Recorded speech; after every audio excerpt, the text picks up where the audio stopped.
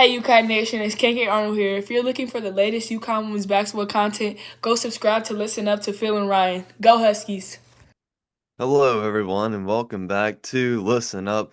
The Huskies had another basketball game today, and it was the second and last exhibition matchup of the season. And all games after this, of course, will be counted towards the win-loss record. UConn's first regular season game is 9 days away, and it's against Louisville. Of course, me and Phil had the episode a couple of nights ago given the update that it is going back to the US now instead of going all the way to Germany. So, but it still should be a pretty exciting game nonetheless, as we're waiting now. It's only 9 days away for that first regular season matchup. But let's get into the recap of today's game against the Division II school, Southern Connecticut State University.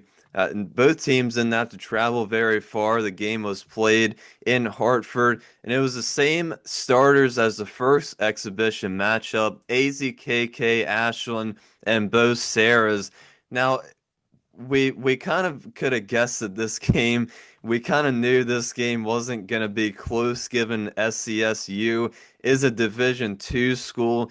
Now, these exhibition matchups are really just for UConn to get live action reps and get warmed up before the season starts. And it only took the Huskies a couple minutes to get into the game. UConn had many open three-point attempts and knocked down quite a few of them in the first quarter. And as far as that goes, for most of the game, the Huskies had a lot of defensive pressure in this game, and SCSU really struggled to have any type of offense at all.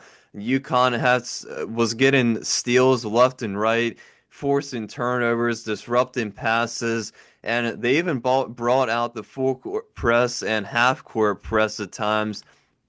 Like I said, UConn can really do anything they want in these games, especially at this one, and just be able to practice things without any real risk or harm. Using the different lineups, the coaches getting a feel for how everybody looks out there, just trying to test some stuff out before these games actually matter and count towards the regular season record. But yeah, it was really all UConn Huskies today. This kind of sums up how the whole game went. Really, the Huskies ended the first quarter on a 23 to nothing run, leading by 25 points just at the end of the first 10 minutes of the game. Now, the story of the whole game, I would say, was UConn's defense, and hopefully that will remain for this whole entire season during the regular season. But SCSU had a total of 32 turnovers. UConn had 24 total steals as a team. But UConn's offense looked pretty sharp as well. Now, everything's with a little grain of salt this game, given their opponent, but the offense looked pretty sharp. Perhaps the efficiency could have been a little bit better, and there's definitely still some things to tune up before the regular season opener, but the Huskies definitely looked more dominant today than their first matchup, which was to be expected given their opponent. But AZ Flood, she led with 21 points and knocked down five three-pointers. So AZ in both of these exhibition matchups looking really sharp from beyond the arc. Obviously, we'll need her from out there, and any way she can contribute on the offensive end this year. Ali Zabel, she looked really good today. Very impressed by her. She had 13. Really excited to watch her this season as she enters her sophomore year with the Huskies. Sarah Strong finished with a double-double. Sarah Williams looked good in the paint, fighting for rebounds, loose balls. I can't wait to watch both Sarahs dominate the paint this year for UConn. All 13 available players played and scored today. Gandhi Malou, Mamel, and Morgan Shelley were the inactives, and Gino said he hopes Gandhi will be ready to go against Louisville next Tuesday. Final score from today's game: UConn 105, SCSU 39. So that's a game recap for you guys.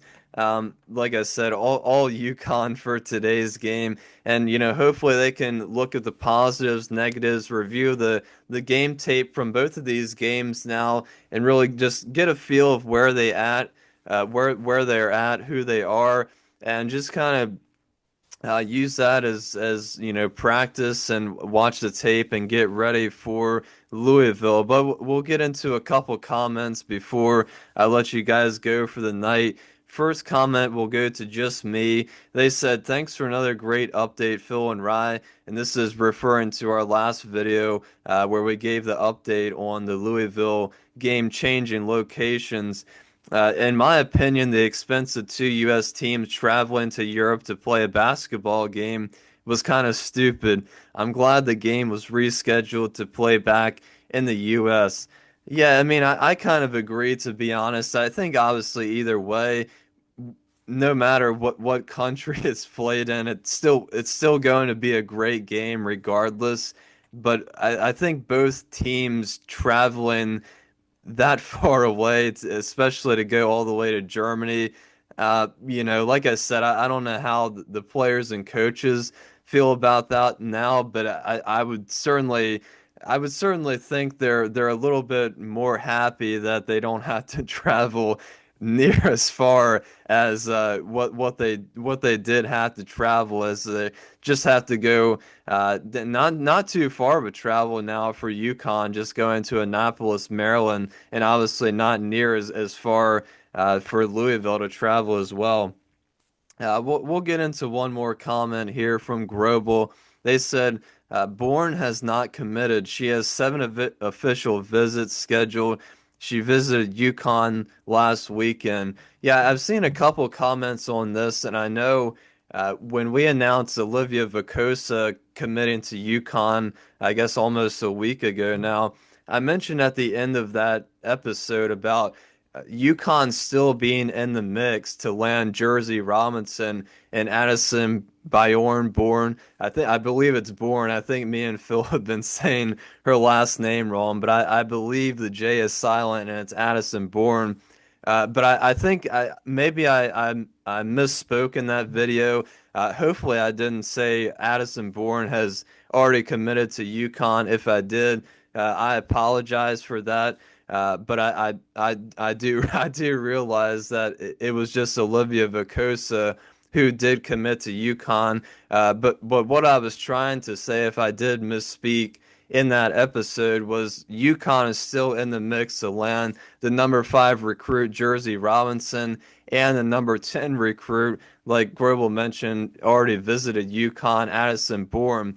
So hopefully, like I said in that episode, UConn can land both Robinson and Bourne, or at least one of them, and hopefully we can get an announcement sometime during the regular season for one, or if not both of them. But that's gonna do it for me tonight, guys. Me and Phil will be back on a course before the regular season game against Louisville next Tuesday. Should be back on 2, maybe 3 times before the regular season opener. But until then, this has been Rye on Listen Up. Appreciate you guys. Like, comment, and subscribe. Thank you guys for watching, and I will see you later.